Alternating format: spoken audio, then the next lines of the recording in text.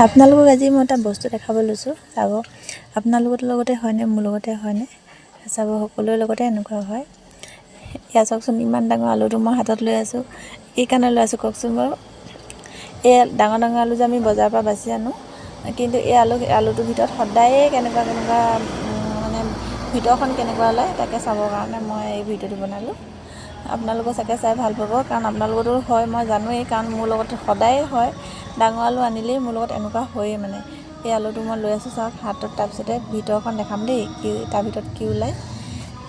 কিন্তু ভাবোঁ কি আলুটো আনিলে ইমান সহজ হ'ব, সোনকালে এটা আলু কাটিলে আমাৰ এসাঁজ হৈ যাব, 3টা মানুহ সেইবুলি ভাবোঁ। কিন্তু এই চব অৱস্থা এয়া দেখিছে নহয়, ভিতৰখন চাওকচোন। ইমান ডাঙৰ আলুটোৰ ভিতৰখন কেনেকুৱা দিছেনে। সদায় এনেকুৱা হয়।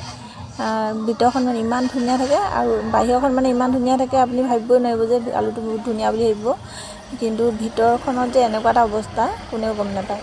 আৰু মই তেওঁক কৈছোঁ এই ডাঙৰ আলু নল'ব দেই, ডাঙৰ আলু ল'লে এনেকুৱাই হয়, সদায় এনেকুৱাই হয় মানে। তাৰপৰা এই ঘৰত আনি দেখাইছোঁ সেইটো কাৰণে। এয়া চাওক, আজিৰ পৰা ডাঙৰ আলু আনিবনে সেইটোকে দেখাবৰ কাৰণে ভিডিঅ'টো বনালোঁ।